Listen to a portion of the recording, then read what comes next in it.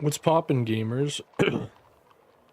So before we start, I am pretty sick right now, and not in my usual radical way, Um, I'm coffee, a bit hoarse, and well, generally post-nasal drip got me fucked up. That being said, I wasn't gonna skip out on a stream, but I'm gonna try to keep the coughing to a minimum. Mute when I do, or when I clear my throat, mute. But this is about as good as a, like, scuffed final episode to this series is gonna be. That being said, though, what did we do last? We kind of explored here. We got drawn off the edge. An eagle flew us up here, dropped us here. We met with this guy who was telling us about the Zed spell. That was fire. We explored some of these towers. Then we decided no. We went into this ruin section, dodged a guard in our warehouse, and picked up a guard, like, disguise. Went to go investigate the market a bit more. Bought some stuff, didn't buy other stuff. Then fucked off. I don't remember if we got the gems at all. Or not the gems. I don't remember if we got the cutlass with the gems. Let's see here. No, we didn't. We have the silver sword. We have our Analander sword. A random long sword we picked up. I don't recall from where. So we've got plenty of backup weapons here. Wait, we can examine these?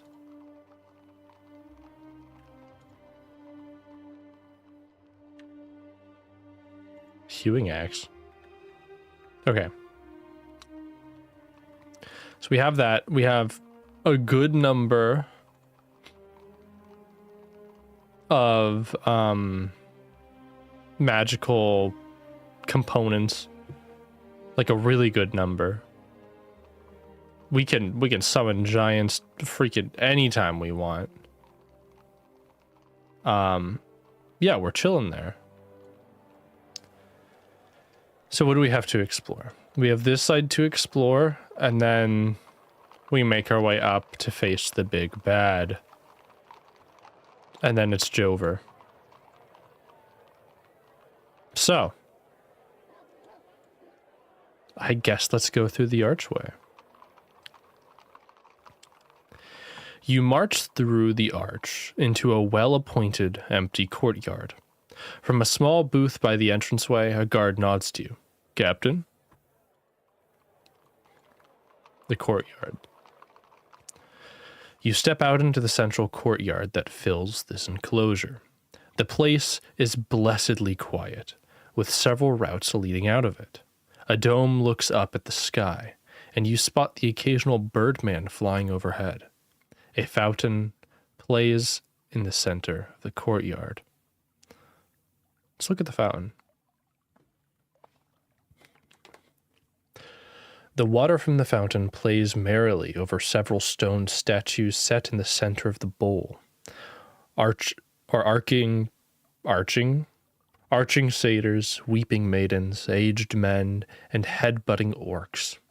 It must tell some legend, but what that legend might be has clearly been lost to time and the wearing water. A few brightly feathered birds flap overhead. This little square is almost comfortable. Take a sip from that fountain. Uh-oh. You cup a handful of the sparkling water and raise it to your lips. A moment later, you spit it out, gasping for breath. The water is quite foul. Ew. Okay. You look around the courtyard, but there isn't much to see beyond the fountain and the benches that surround it. The doors are a mixture of shops and storage rooms. A door leads out to the main square of the inner city, but there are several other doors leading off from the courtyard. One is signposted, Nylock.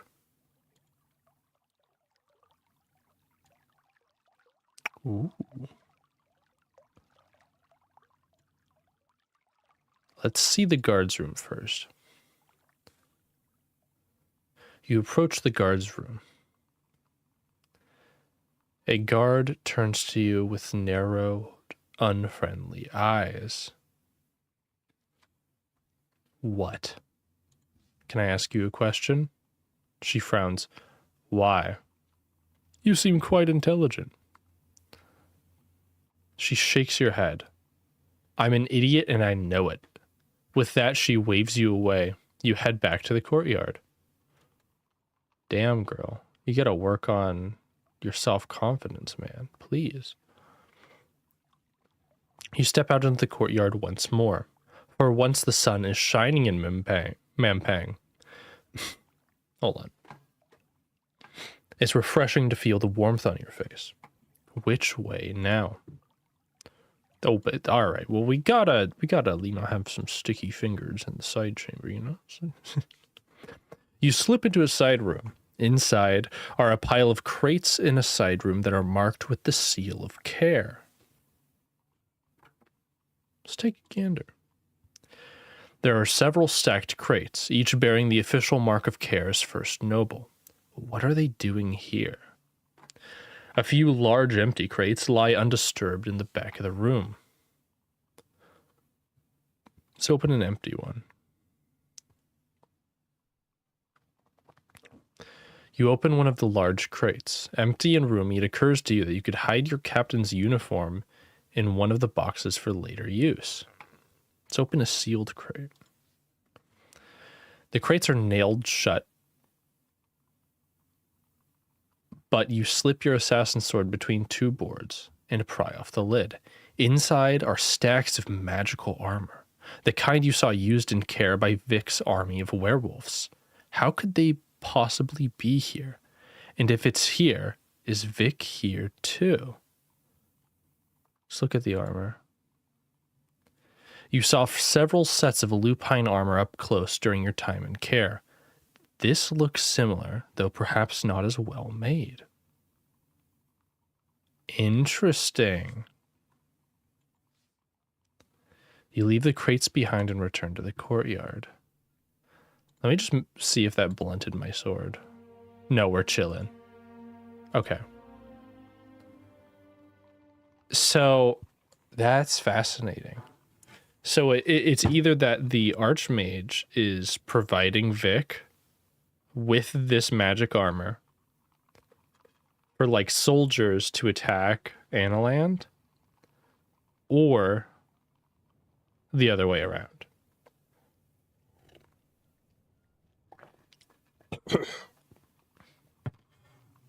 But hold on.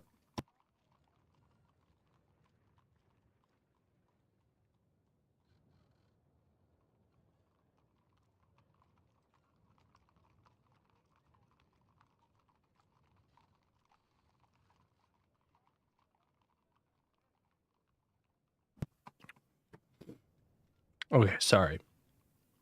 But the former seems more likely. That the Archmage... Oh yeah, my voice is going fucking bye-bye. My god. It seems more likely that the Archmage is doing some tomfoolery. But we're about to, kill him. So that won't be a problem for much longer. You step out into the courtyard once more. This courtyard wasn't designed as a pleasure garden. There are no plants or decoration, but it's deserted, and that is pleasurable enough. Which way now? Let's see the side chamber.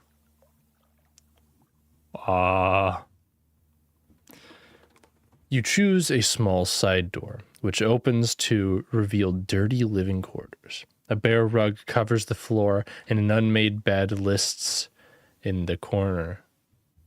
A wood chest sits at its foot, facing an empty table. Look at this shit. This is presumably home to some lowly guard or other. Well, we gotta open the chest. Examine it first, though. You scrutinize the chest, running your finger across the latch. It appears safe.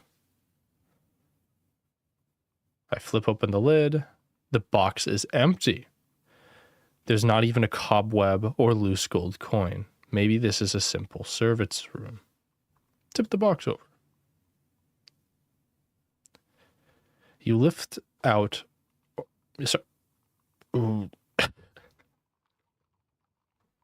You lift the box out from under the table and turn it over.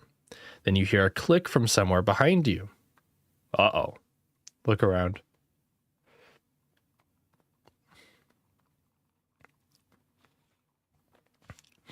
You turn to rush towards the exit, but you're too late. A heavy portcullis has dropped from the ceiling, barring the doorway. You are trapped. From somewhere nearby, you hear a hissing noise. You look up to see a greenish cloud descend from the ceiling. Poison gas. This is not anyone's living quarters. The room is nothing but a trap, and you've walked straight into it.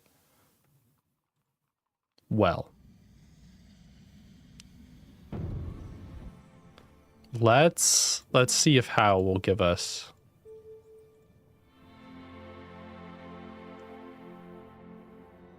Uh-oh. Okay. You gather the stars into your design around you. A calm voice begins to speak with you. There is no way out. Intones the voice's dulcet tones. This was a trap. Its message spoken, the spell fizzles away.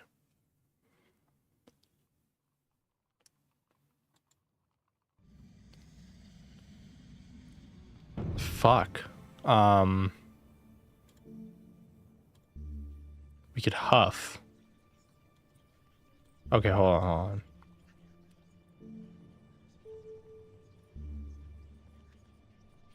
We can try to break down the door with pop. That's a reasonable option. Try to huff.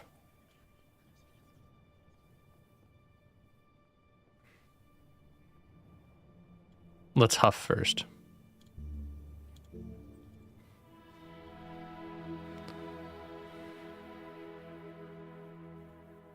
Okay. You craft the enchantment, lifting the gale horn and blowing a loud note. The mighty gale howls about the room, blowing the poison gas out through the portcullis. The clean air tastes sweet. You approach the portcullis. Let's look under the rug. You lift the rug, revealing a trap door. Open the trap door. You tug at the trap door, only to find that it's fake, merely painted on the floor of the room, then set with a ring. You fall back in some irritation. Okay, let's look over the portcullis. Looking over the gate, you can see it descends from a hidden panel in the ceiling, but you can't see any switches or levers on the walls either side. Just then, a patrolling guardsman approaches. He sees you immediately and pulls a lever by the gate before storming inside and grabbing you by the arm. Let's go with him.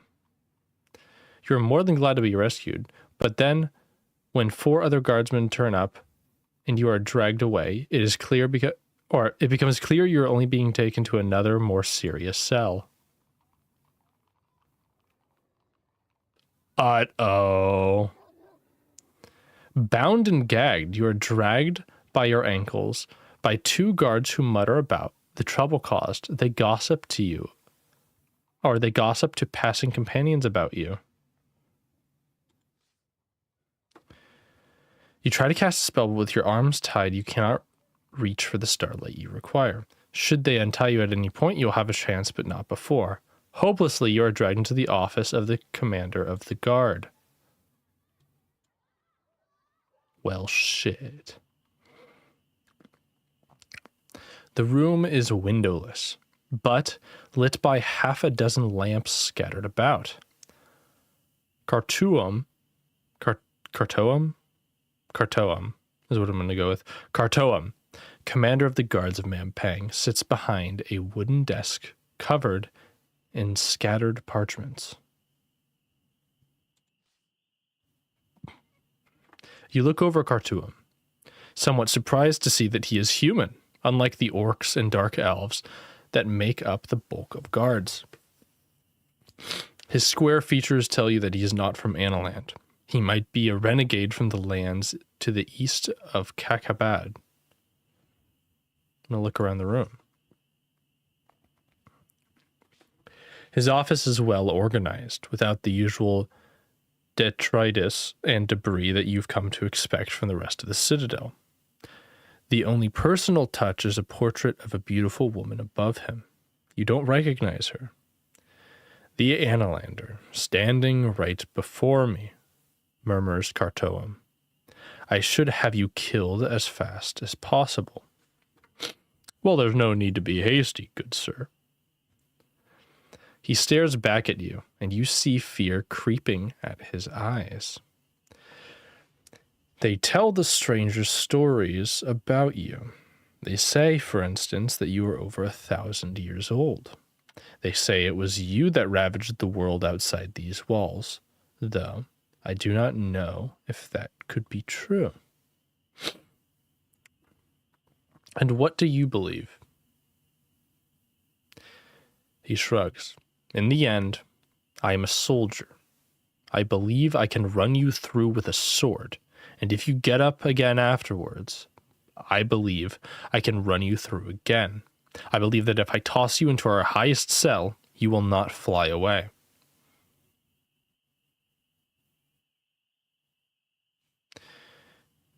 If you kill me, I will come back to you. Or, if you kill me, I will come back for you. He holds your gaze for a moment, then laughs. Well now, he exclaims, you really are as black-hearted as they say, aren't you? We'd better put this immortality of yours to test. Guards, take him to the block and don't waste another moment of my time.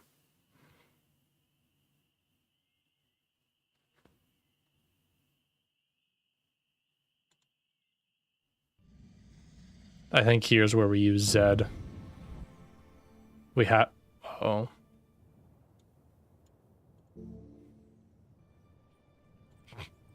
Jig. Homie's about to start dancing, but... Well, what could we do? We're not going to do Raz. That will do nothing for us.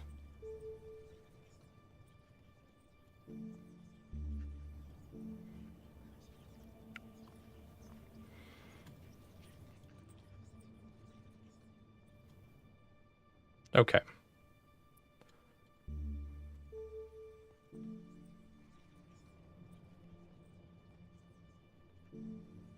We could how?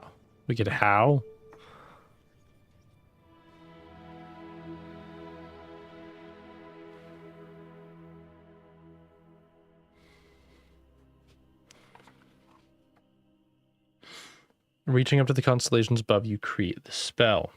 A quiet voice speaks to you in your thoughts. It informs you that the only way out of this room is via the commander's good graces, and they are hard to find. The spell directs your attention to a portrait of the wall behind him before fading away.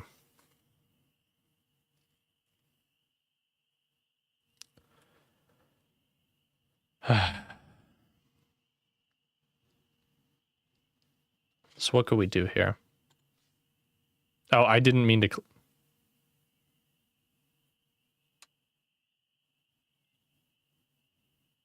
I misclicked. I wanted to cast another spell. Fuck. You turn to run, but you cannot hope to evade all the guards, including the ones on the door. They soon have your arms twisted up behind your back. The commander is grimacing. Get this one out of my office, he demands. Remove his head and bring it back to me. I need somewhere to keep my pencils. The chopping block. Fuck.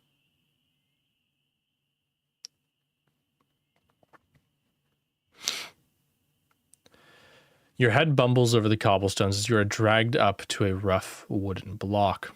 A massive man, shirtless but masks, lounges in the shadows of the wall with an axe.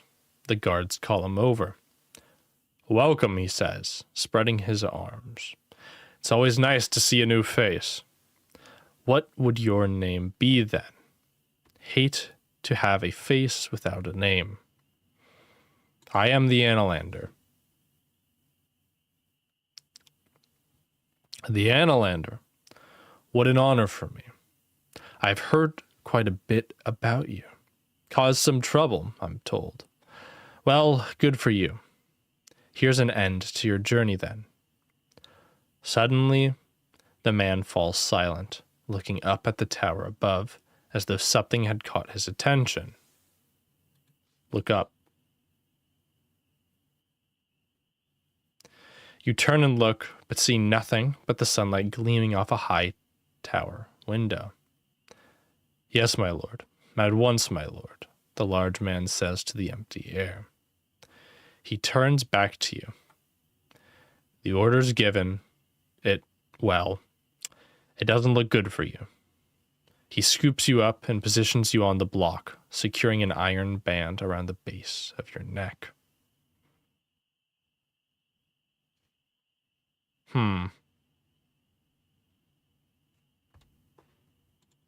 Gorilla.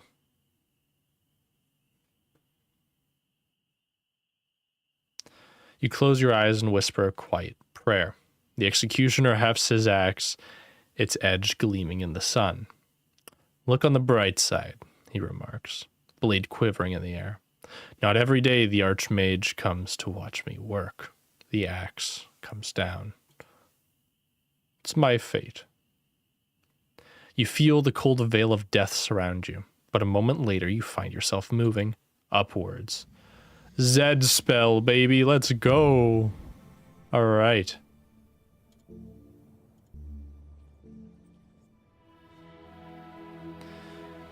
You do not cast the spell, but rather it casts you, pulling you open to scatter you into the winds.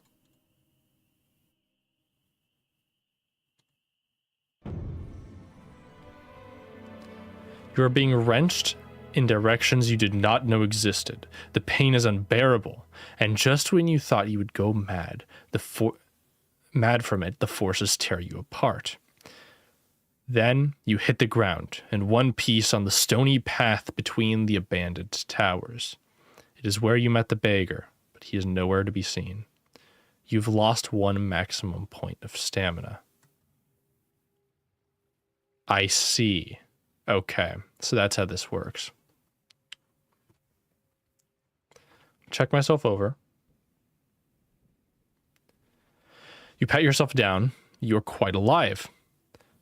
What's more, you have all your possessions and gold and knowledge intact. The waters lap around the stones of the path which you stand. Where could he have gone? You look over at the nearby tower. It's squat and ugly, with a low, slightly squalid archway leading inside, but you must keep moving.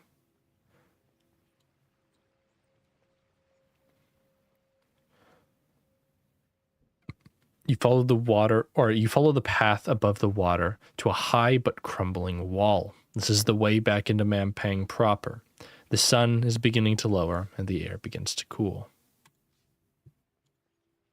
Okay.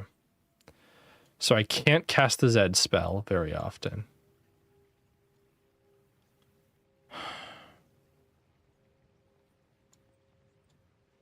Okay.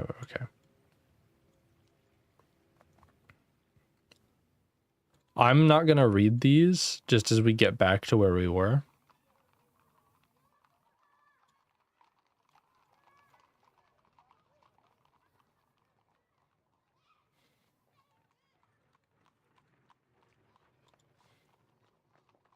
Okay, here we go. You skulk down a narrow street lined by low warehouses. You catch the scent of grain as you pass one. As you turn a slight corner, you spy 3 guards walking towards you, the one dressed in the finery of captain. Distracted by conversation, they have yet to spot you. You continue walking towards them, your pace steady and breath even. Nearing the three, you can make out snatches of talk. But how do you manage it, one asks. If I said the word, could I do it?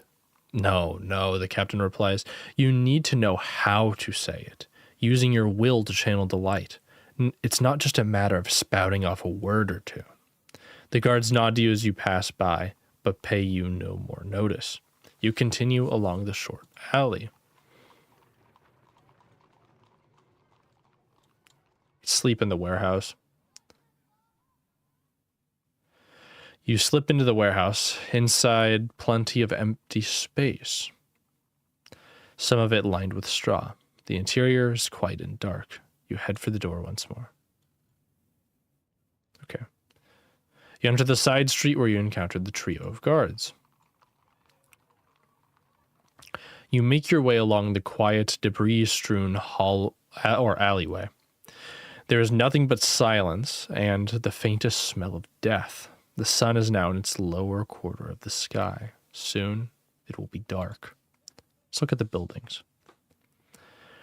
The buildings here are clearly inhabited, used by only Manpang's lowest strata of society. These are people without hope. Suddenly, a door bursts open next to you. A woman sprints out of it, then slams it closed. Leaning against it, she takes a series of heavy breaths. She is dressed in a loose cloth shirt, with a bandana tied across her forehead. A notched cutlass hangs from her belt. She looks at you after catching her breath. Can I help you? She asks. Can I help you? Seems unlikely, she gasps. I just emerged from a small disagreement with some goblins. Nothing to worry about, really. The name's Ranny, by the way. What disagreement? The goblins and I were just discussing certain irregularities in their finance. I see. She grins. Fine, I robbed them. I ran circles around the silly creatures and robbed them blind. She pushes herself up and away from the wall. Now, before you have to report that to your superiors, Captain, sir, I'll be going. Be seeing you. With that, she dives away into a nearby alley and is gone. You turn to return down the street.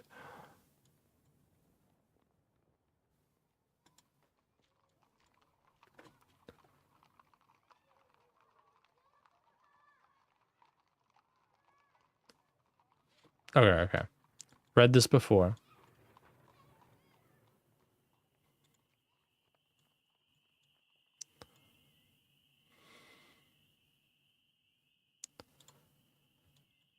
Weapons dealer. Okay, back to this guy.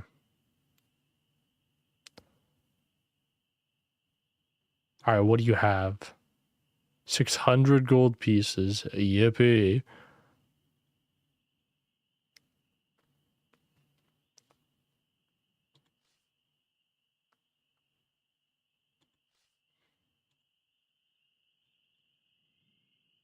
Let's go back to this guy. Let's look at his stock. Okay.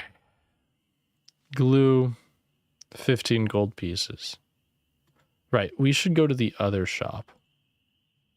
I have no interest in this guy.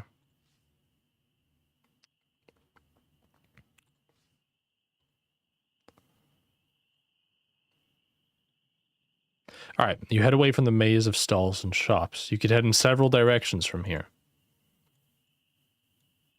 Archway. Outside, night has fallen.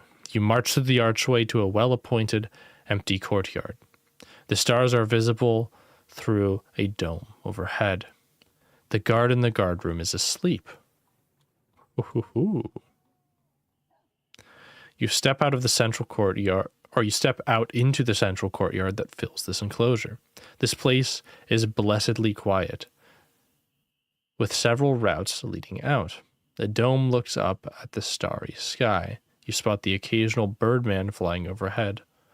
A fountain plays in the center of the courtyard.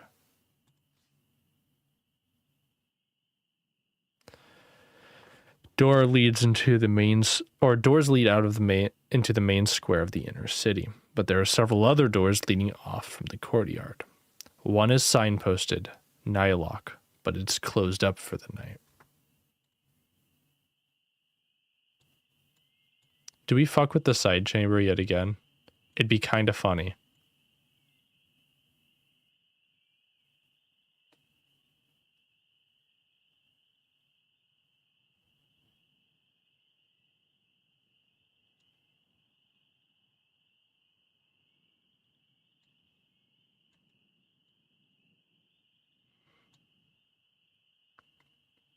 There's also an interesting little way underneath.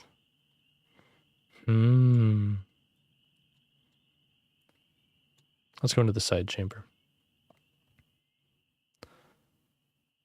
Open a sealed crate. Okay. Let's leave. Let's just sleep here. You find a quiet corner of the courtyard and curl up like a rat. The sound of the fountain is deeply relaxing, and you find yourself quite ready to sleep before you've even settled your pack. Close my eyes. Your snoozing is interrupted by a sudden boot in your gut. You open to see a group of guards standing over you, weapons drawn. Who are you? One demands. I'm on watch. Adjusting your uniform. Some watch, the others shoot back. We saw your feet sticking out and thought you might have been clouted. Get up, insists another, giving you a kick. The vaults won't guard themselves.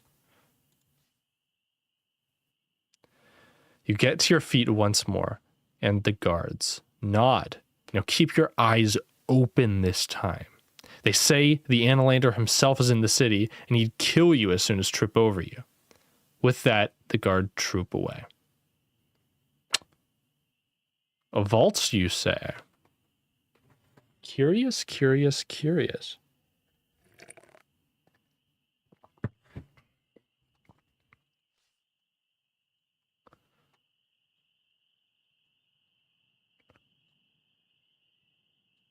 Well, we might as well take a little looky. At the far end of the courtyard is a gloomy hallway. It seems like a strange addition to an otherwise clean merchant's quarter. You emerge into a small, dirt-filled room. There's an untidy pile of timber at its center and a door at the far end. Search the room. As far as you can see, the only thing in this room is a pile of wood in the middle of the floor. The timber looks half rotten. It's covered in curious black splotches. Search the pile. You shift some timber, hoping to find something of interest. You only discover bare flagstones beneath. Let's keep searching. You move a large, rough-edged piece of wood only to be rewarded by a splinter in your finger. You think nothing of it, but a moment later, you start feeling dizzy. You raise your hands to see the same black splotches that cover the wood spreading across your palms. This must be some kind of disease. Searching your pack frantically, you pull out a blimberry potion. Will this heal this particular disease? Drink. Opening a blimberry potion, you gulp down a mouthful. You feel somewhat improved, and your hunger is abated, but the spots on your hands do not fade. Hooray! You close your eyes and raise a prayer to the gorilla. You feel your hands numbing as the black splotches grow. Are they going to fall off? But when the splotches begin to glow then the splotches begin to glow as the balm of the gorilla touches them. They recede, then disappear. feeling the strength flow back into your hands. You were lucky. Okay, let's look at the far door. Is it locked? Let's look at it. The door is heavy wood, tightly joined, and yet from between its plank, a thick oil seems to ooze.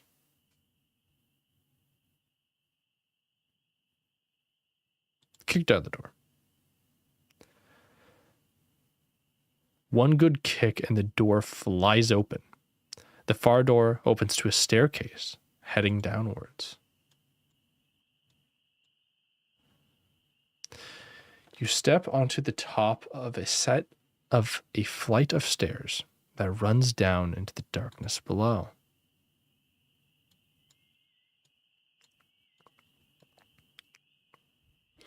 The smell grows even worse with every downward step you take.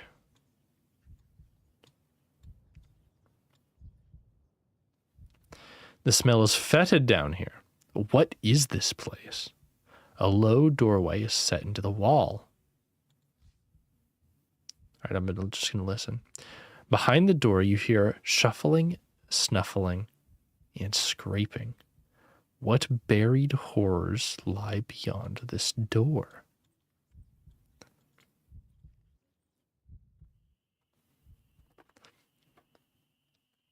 You stride into the underground room, to be stopped short by a chaotic scene. Inside the cramped chamber are more than a dozen grotesque creatures clambering all over each other.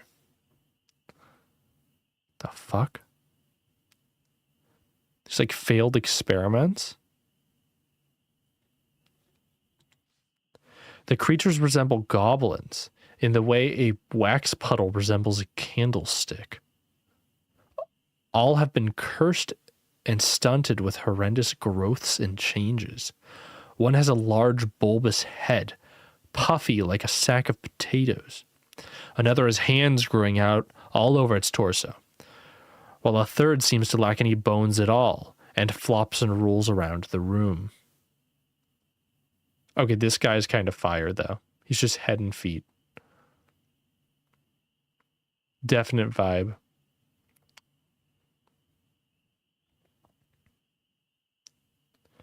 Greetings.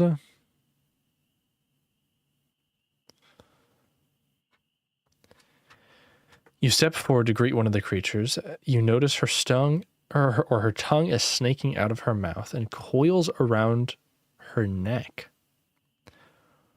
Who are you? She asks. Are you looking for the vault? What is the vault? You must be looking for the vault, the mutant answers, rolling her head in its socket. No one comes down here. The other mutants lumber towards you. A few circle around, as though trying to approach you sideways.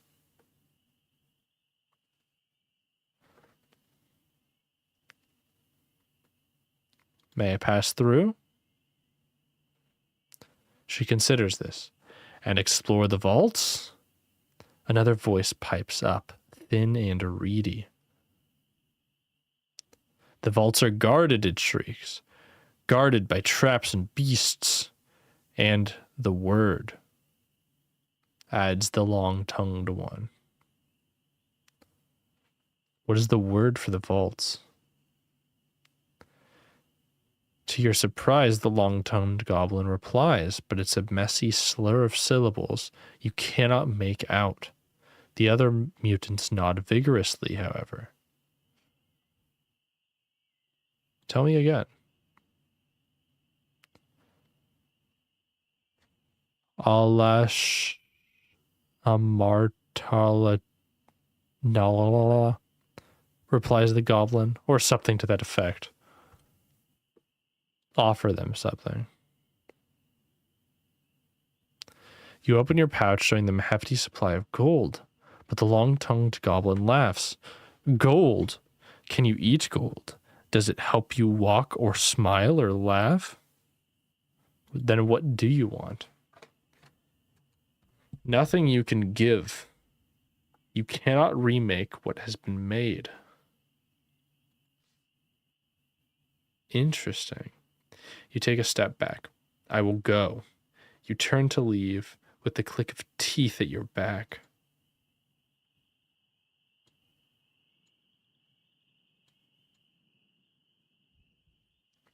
You slip gratefully out of the mutant's chambers and close the door behind you. You can hear the mutant snuffling and honking behind the door.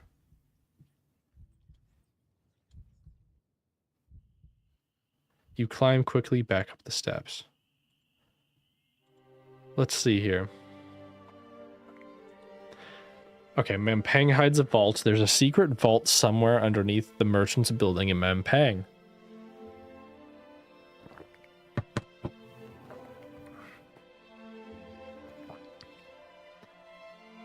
Okay, the inner vault requires a secret word.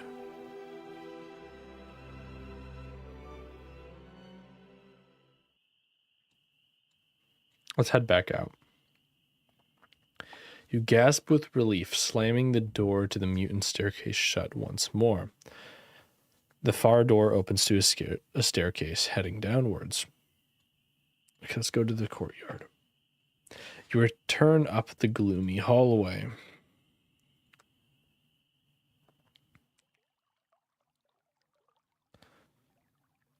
Search the courtyard. Look at the fountain, yada yada yada. Move on. We can try this. We could try the guard's room now. You sneak to the doorway of the guard's room. She is supposed to be walking the entrance, but has fallen asleep on her stool, chin on her fist. Search the room. You can make a quick, quiet search of the guard's room. You don't find anything of value, except possibly her uniform, which you could hardly take without waking her up. All right, let's lock her in. You close her door and look about for something to bar it closed with, but there's nothing to hand. Hold on. I might be reading this wrong. But there is nothing to hand that she couldn't easily push aside. I think that's supposed to be nothing at hand that she couldn't easily push aside. Either way. If you're going to prevent her from covering the entrance, you'll have to do it in a more permanent way. The guard snortles in her sleep. Kill her. I'm not going to kill her. You head back out the courtyard.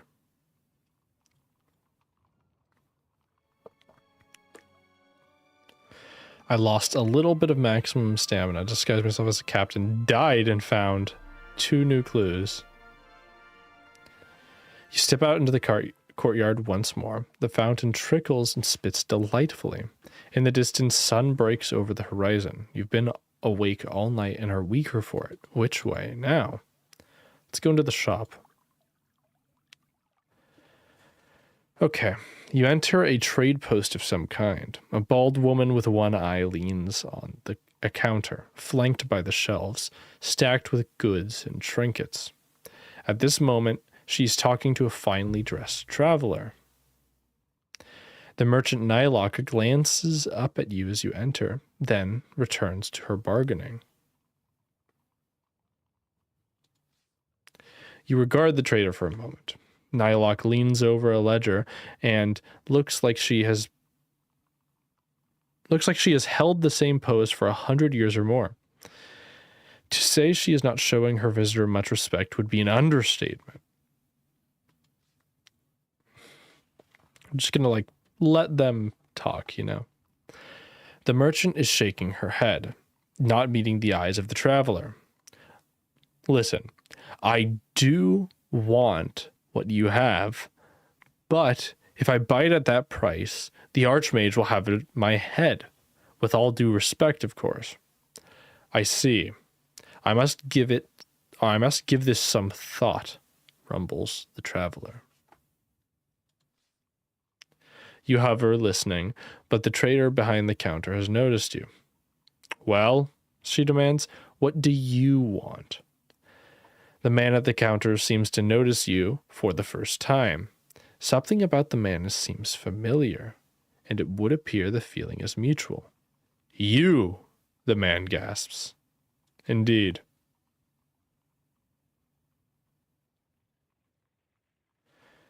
You reply, you have no idea who the man is. I saw you in the darkness, the man murmurs, when the gates turned to fire and the goblins were destroyed. Vic.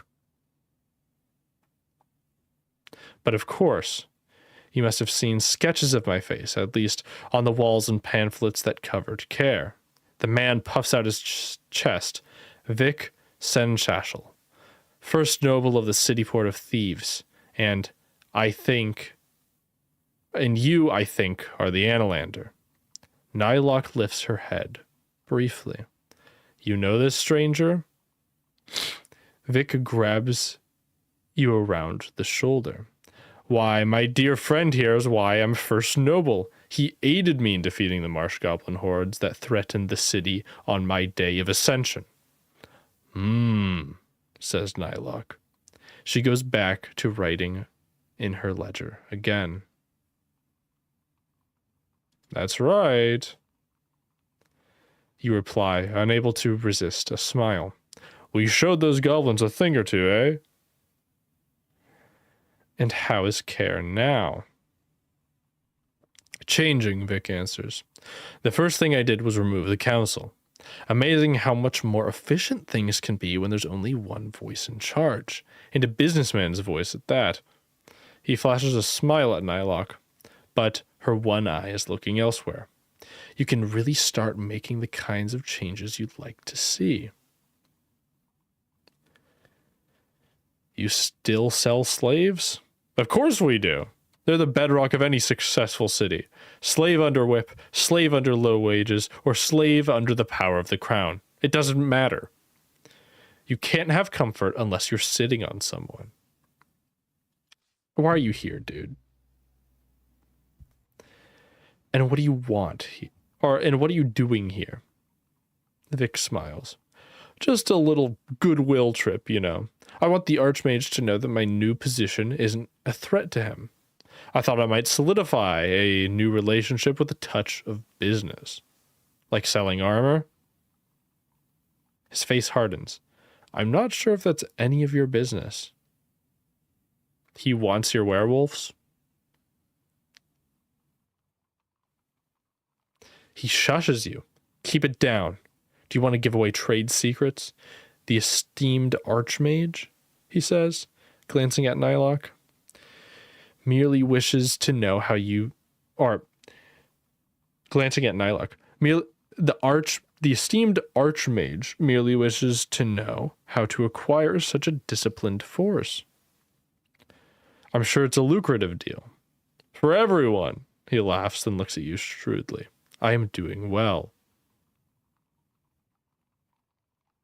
Perhaps enough to share a little, you suggest. He smiles acidly. I doubt it. But then he considers a moment more. Still, Vic knows a deal when he sees it. You not only saved the city, but you're the one who helped me rise to First Noble. So what are you interested in? Your information. Still a sharp one, I see. I'm not entirely sure why you're here in Mampang, but oh, no, don't tell me.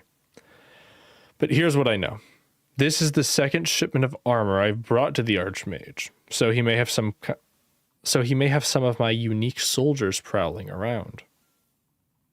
And he looks at the oblivious Nylock and draws close to you. Well, to make the armor light enough for packing, I had to cut a corner here and there, just for efficiency's sake, of course. The point is, the armor is weak above the left shoulder. Hit the clasp there and it might, well, he demonstrates with one dropping hand. Don't mention this to anyone. Goodbye, Vic. He gives a wide smile and claps you on the shoulder. A pleasure, as always. His smile couldn't be any more insincere. He goes over to a pile of papers and begins sorting through them. Nylock is unimpressed. And ask Nylock about her goods. You cough politely. What kind of goods are traded here, you ask? What? Nylock looks up. Oh, you're still here. I wanted to buy something. Good for you. She glowers. Glowers? Glowers? Glowers. You browse around her stock. 4 blood candles for 7. A brass pendulum for 8. A golden egg for 12. Provisions for 8. Let's get the pendulum. You must have a very specific clock to fix, but you're welcome to it. Nylock makes a mark in her ledger to note the sale. Vic is fussing around in the back of the shop. You sell some strange things. Go to the market if you want the usual stuff. Don't bother me about it.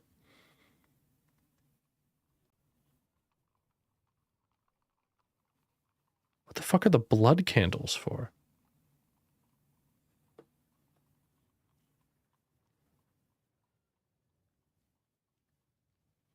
I'm kind of curious. But I also need to eat soon. I guess I do have enough blimberry, but fuck it, buy the blood candles. You buy 4 blood candles. Gutsy, Nylock says as she takes your money. They're just candles, Vic observes. Vic watches you with some interest. Why do you say that? But Nylock refuses to elaborate. Ignore her, Vic says. These Mampangians. The trader smiles icily, perhaps hoping you'll buy more, or perhaps hoping you'll leave. That's enough. Nylock shrugs. I have some questions. Good for you, she responds, picking her teeth with a handy rat bone. What can you tell me about the Archmage? He employs me. So you've met him? Of course I've met him. He's probably dead, but I didn't say that. I just handle the trading. Of course I haven't met him, my bad. He's probably dead, but I didn't say that. I just handle the trading. You've never seen the Archmage then? No, but guards talk about him often enough, always talking him up. How'd you lose your eye? It fell behind my bed. Bruh. How did it come out? A guard did the honor of detaching it for me. I've never been able to satisfactorily thank him for it, although, believe me, I have tried. Seems like a harsh punishment. Does it? Where do you come from to say that? But she does not appear to want an answer to her question. She pauses to scratch. Now, do you want anything else? I'm leaving, you assure her. Splendid. Vic salutes you. Be seeing you, he grumbles.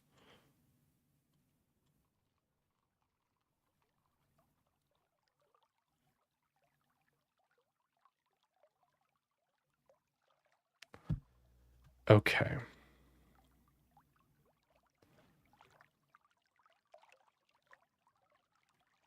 All right, so let's think here.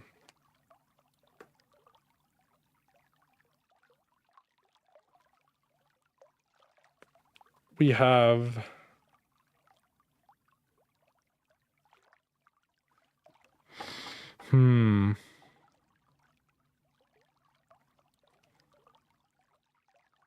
so we need like a word to enter the vaults.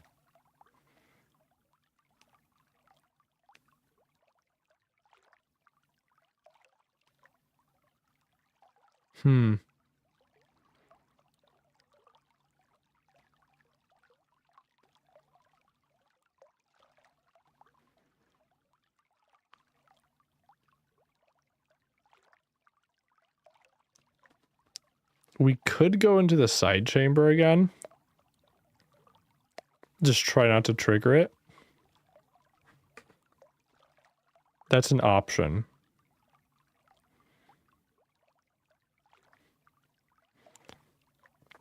Or we could actually go do something else, you know, be mildly useful.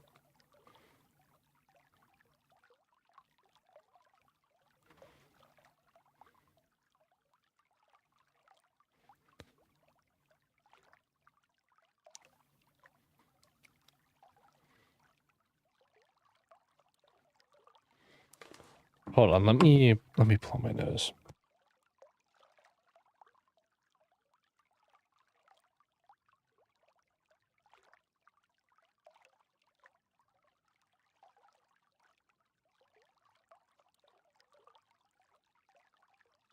Okay. Yeah, I'm starting to realize I probably shouldn't have. I should have just pushed off my stream till Wednesday. Because I'm kind of going insane right now.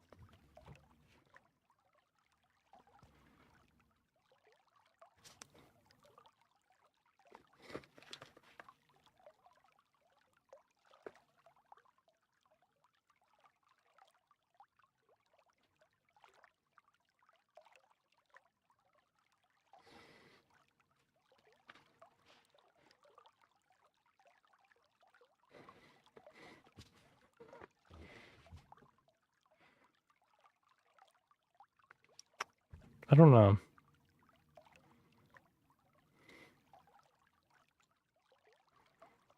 Let's leave here.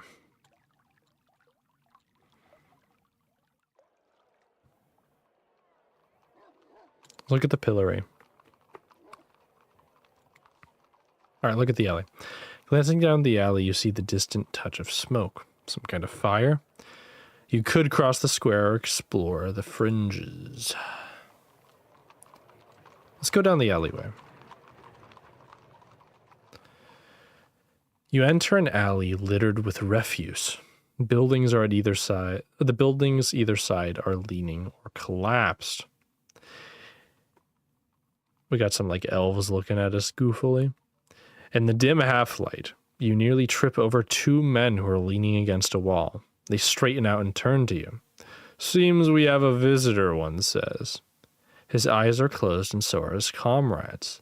These are the deadly red eyes of Care, whose very gaze can burn.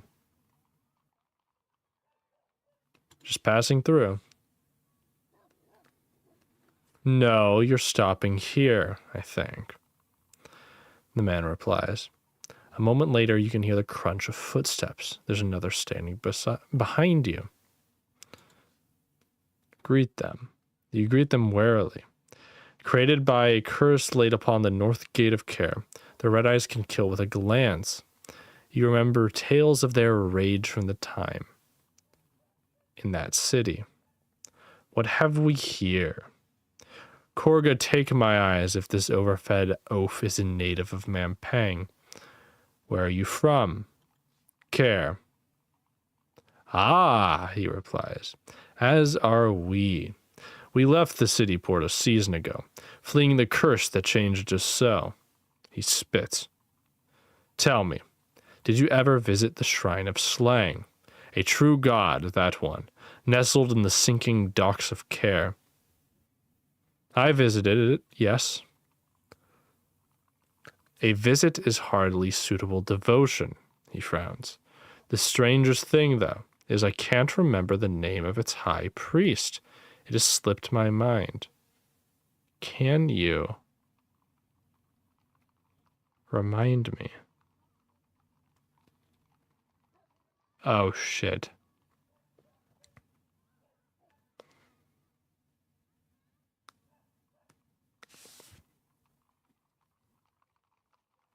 Sorcery.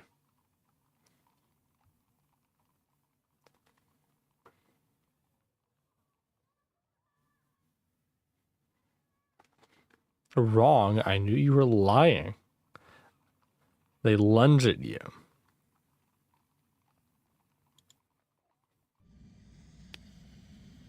Shit. Maybe we could fog?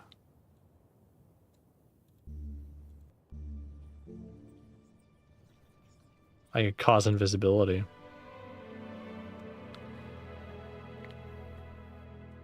You slip on the pearl ring and craft the spell. As you wait, the fog extends from the jewel of the ring, surrounding your body. The red eyes shout with confusion. They rush toward where they last saw you, but you've already slipped by. You are free to continue down the alley as they puzzle out your disappearance. You continue along the road. A lane leads off, and the dewy light from your pearl ring fades and disappears. The air stirs a little, still cold, but fresh. Looking down the lane, you see a large tavern, but it appears to be closed at the moment. There's no time to waste.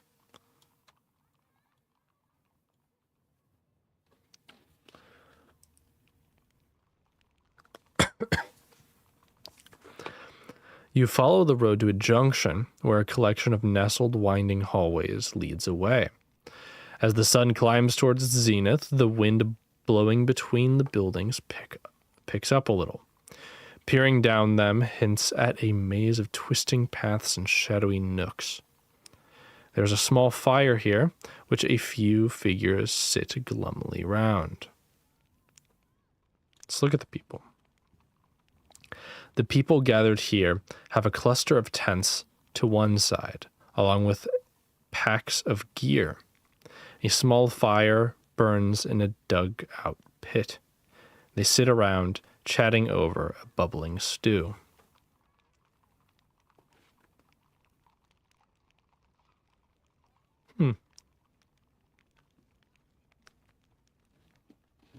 Let's look at the alleys. The alleys are a rat's nest of buildings and winding streets. They seem to go on forever, and yet curve immediately away out of sight. A rat scurries over your foot, then stands nearby, boldly staring.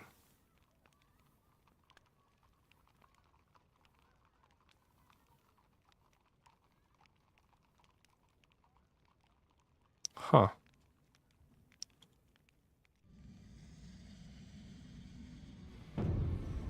Let's see. How?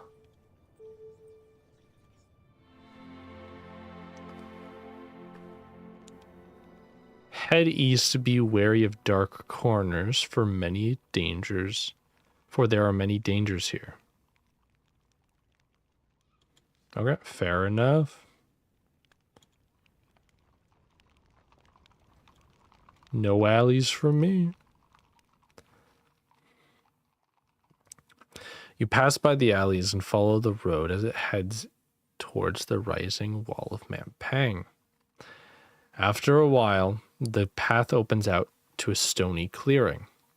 The middle of the day is hot.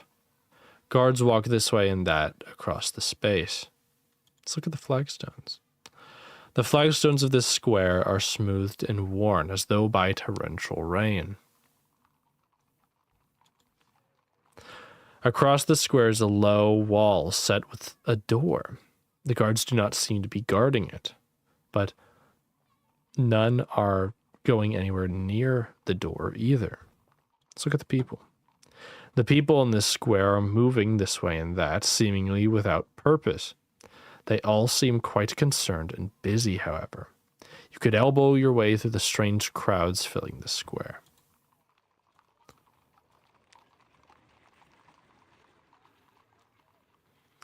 You cross into the middle of the small square.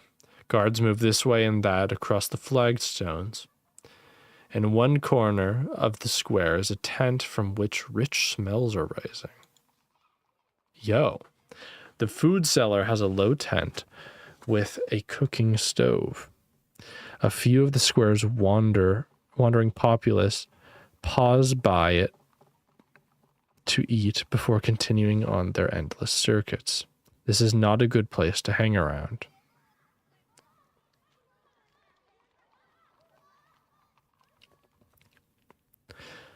The sun has reached its highest point now.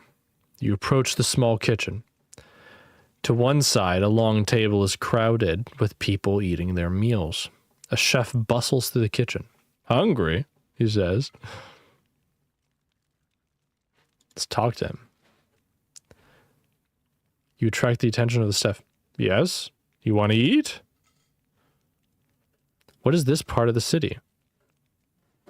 This is the eastern square, he replies, but it's more of a holding pen.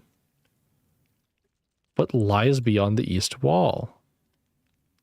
Magic, and lots of it. It's wading from the shallows into a lake. Don't go.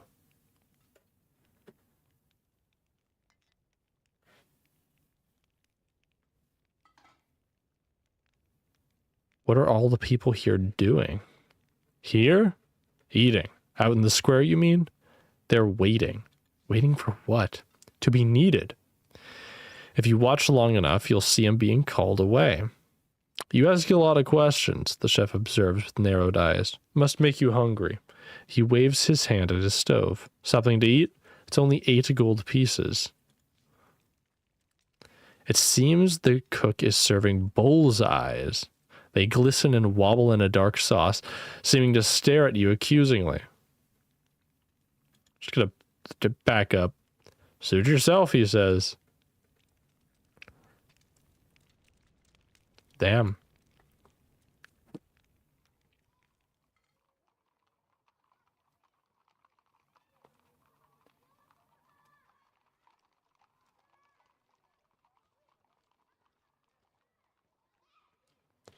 You return to the middle of the small square. Guards patrol the area. You are into the middle part of the day, and yet the citadel is still cold. A pair of sight masters in deep discussion cross the square, though they do not notice you amongst the guards. Clearly, life in Mampang has lessened their powers of sight. They disappear into an alley mouth. This is not a good place to hang around.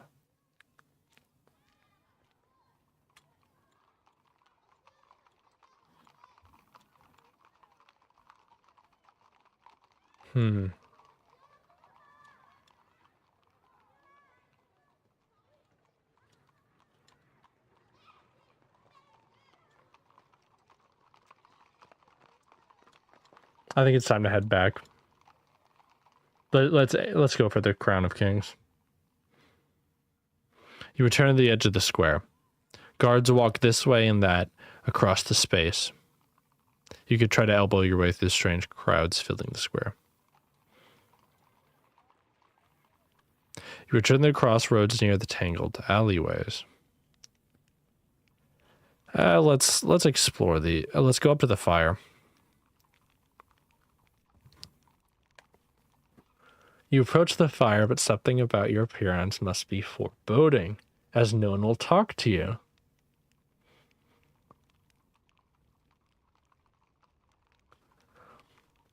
We might as well explore the alleyways.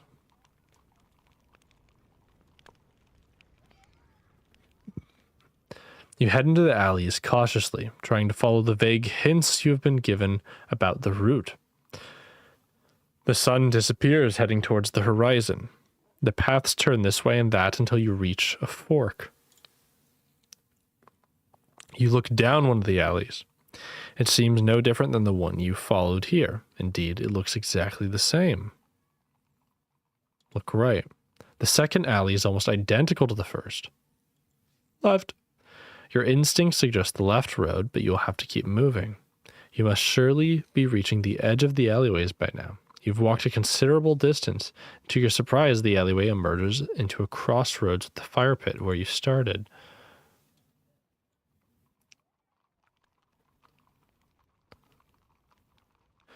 The fire at the crossroads is still burning. Seize up the scavengers? What does that mean?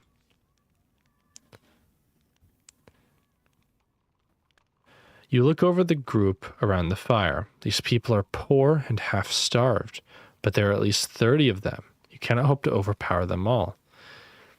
If you were to attack, you would most likely be surrounded and stabbed in the back.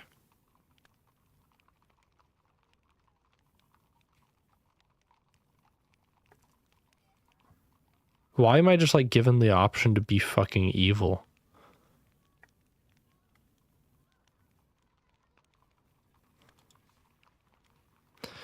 The buildings surrounding you are old and poorly built, in stark contrast to the material efficiency of the rest of Mampang. Most are sagging and leaning, but you cannot see shadows moving in the windows. Despite the grim setting, people still live here.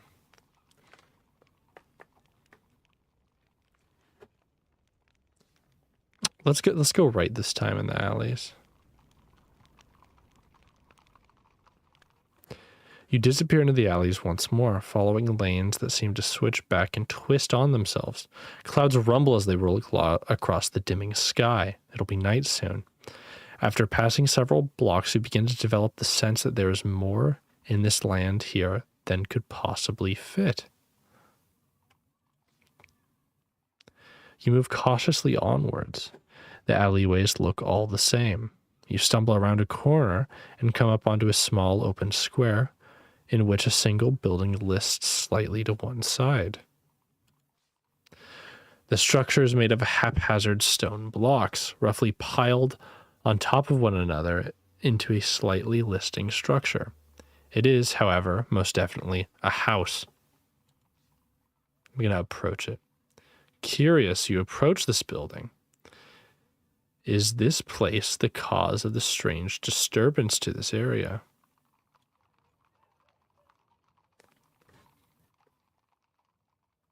You approach the house, a narrow two-story affair at that, like most of Mampang's buildings. It is showing signs of tumble and decay. As you approach, you notice the front door is hanging ajar.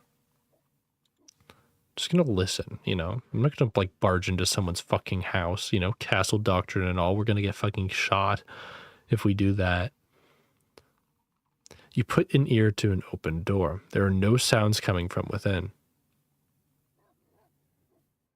Let's just go inside now.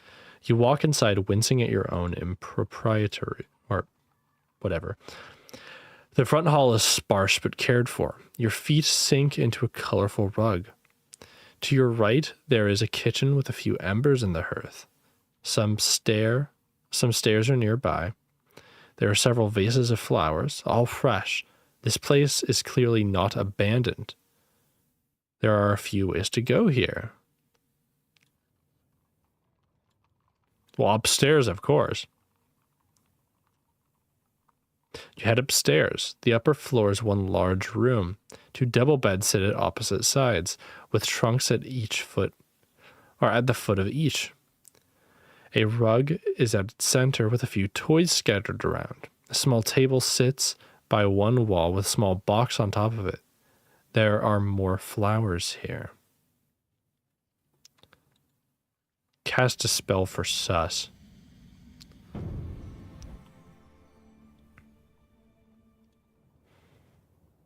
No sus. Ow.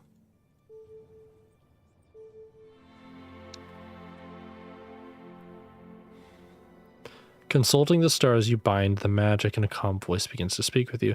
Just be kind to her, the voice urges. She is no threat to you. Go back downstairs.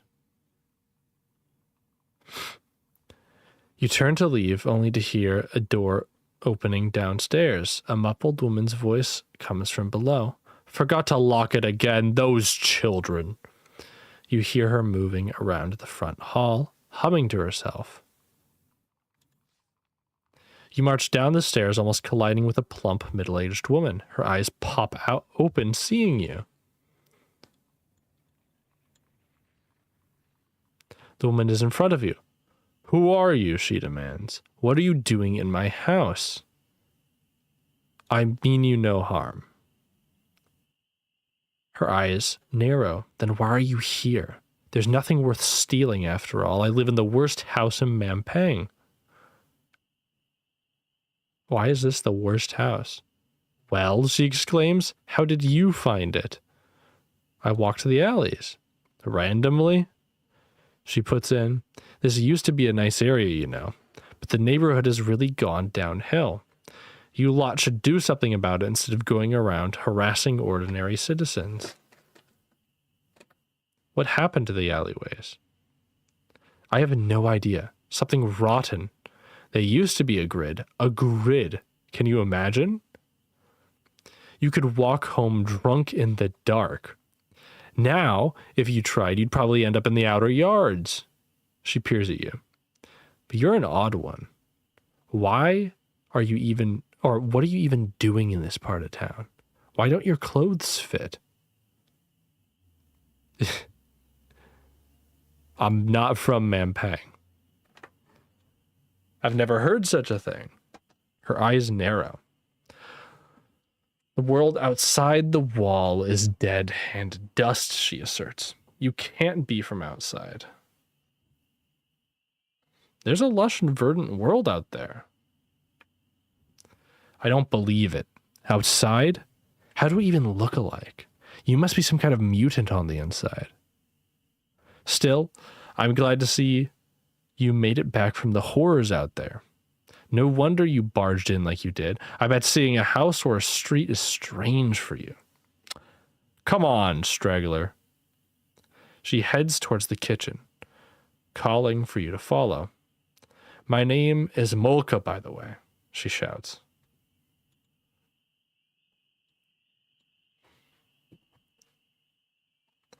You follow her into the kitchen. Sit, she says.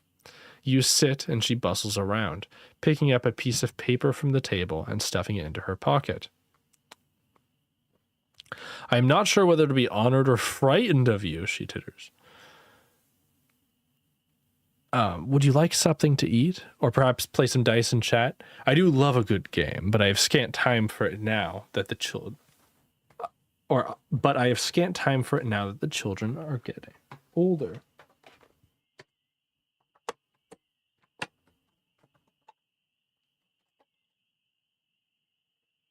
I had to turn on a heater. I'm getting fever chills, man. Not epic. Not epic at all. By golly. Okay. Oh, I mean, I'll take some food, thank you. I am terribly hungry, you tell her. Can you give me anything to eat? Of course I can, she replies, fussily serving you some bread and cheese, and then watching as you tuck in. May I ask you some questions? Ask away, Molka says. Where are your children?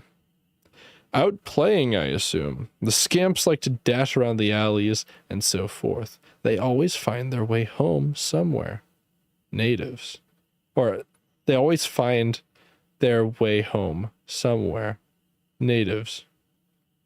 Huh. Do you know how I can get... Or what is your profession? I'm a clerk, she says. I scribe records for the farmers. I scribe records of the farmers, keeping track of who's growing what and how much. Why? So the guards know how to distribute food. Otherwise we'd starve. Have you ever wanted to leave Mampang? To be honest, no. It seems terrifying. Barbarians and wastelands. It's not like that. I'm sure you think so, having lived out there, but I've grown used to civilization. The wastes out there would be too dangerous for me. Well, you are a nosy one, Molka remarks, her voice full of humor. Molka opens a cupboard, and a dead rat tumbles out. She tuts before putting the rat back on the shelf. Let's play some dice.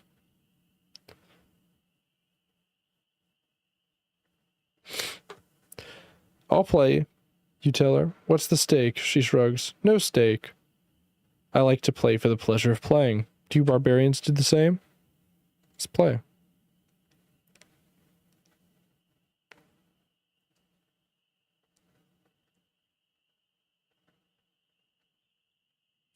Molka counts out 4 dice each and takes first bid.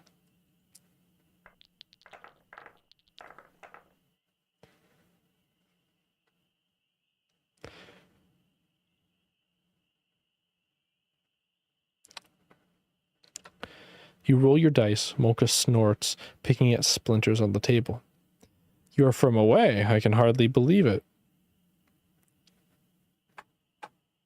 It's true.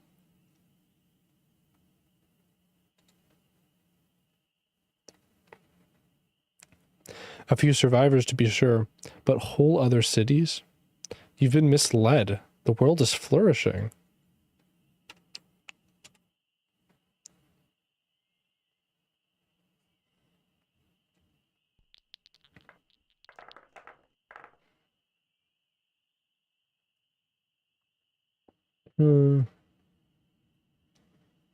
Start with 1-3.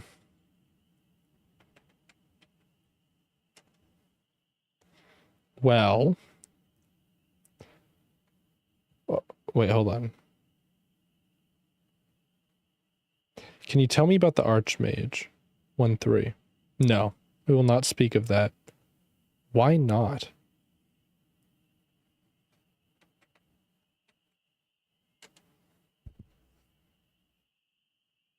Because I believe he is real, so I fear him.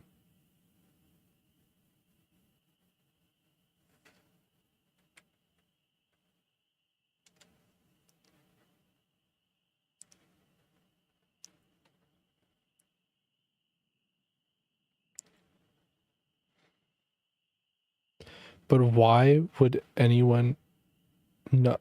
Wait, but why would anyone not believe? The Archmage disappears for years on end. He sleeps.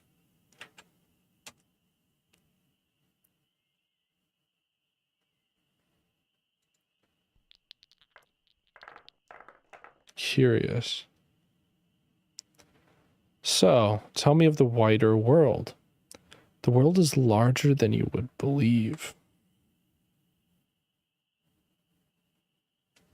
I'm gonna do 2 1s. 2 3s. I'll do 3 3s. 4 3s is unlikely.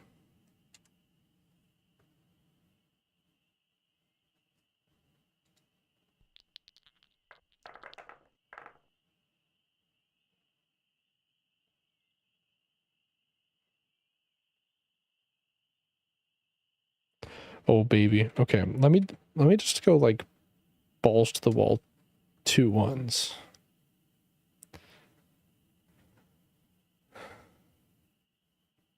Why are there so many guards? Keeps everyone in check. Most cities do not have so many or such brutal guards.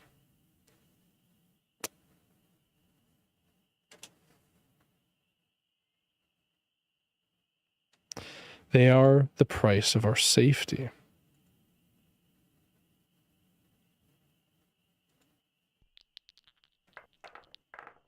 So, are there other cities out there? Many, in fact.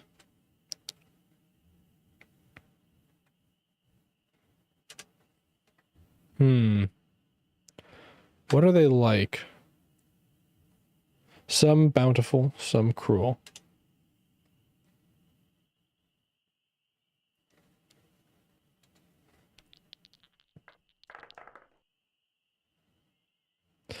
Start with 1 1.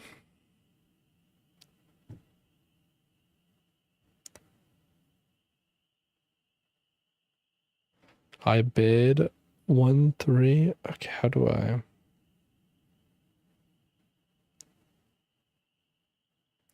1 4. 2 3s. Oh, you fool.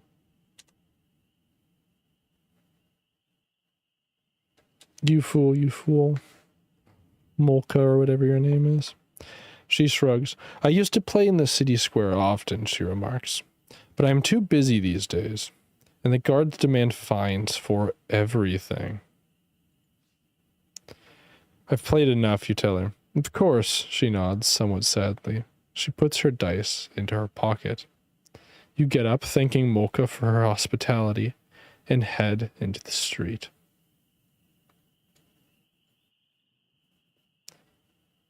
Don't light any blood candles, cries Molka as you leave. Uh-oh. Okay. You walk onwards once more, and you tumble out into the crossroads of the dark alleyways. You emerge onto the road once more. You return to the alleyways and find your way across Mampang.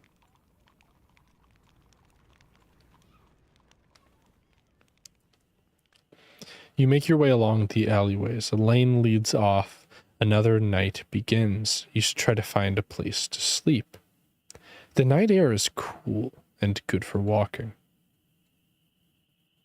Alright, let's go to the tavern.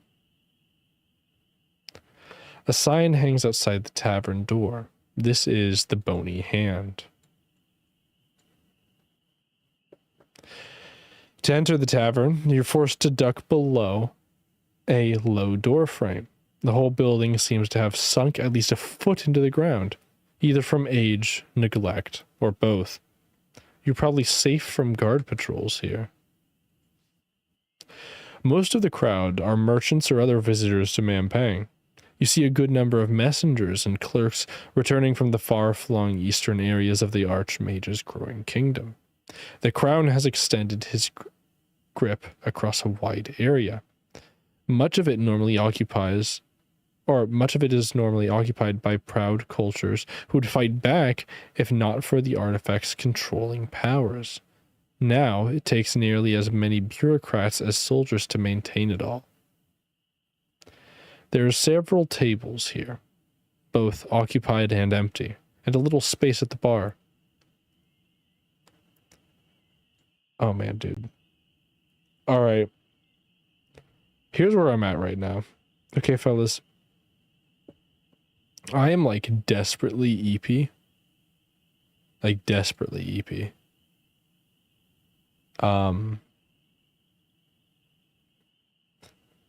Like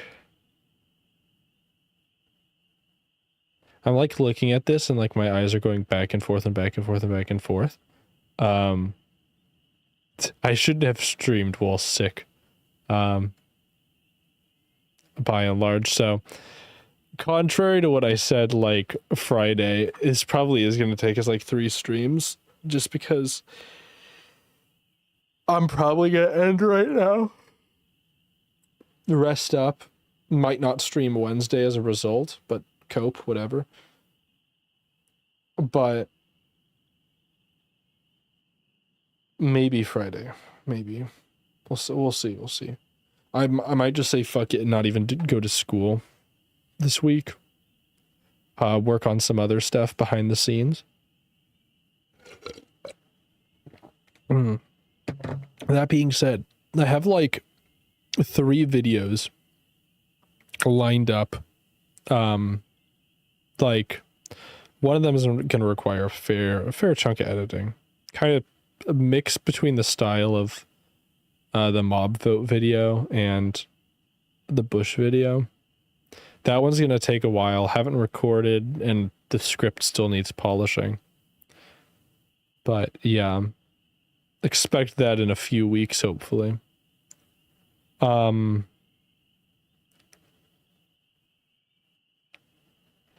then I have like a shitpost video, which I just need to like record it and make it slightly more funny, and then it will be done. But yeah, like I haven't forgotten about like just normal video content. It's been a weird few months. like from November to now. It's been kind of goofy, but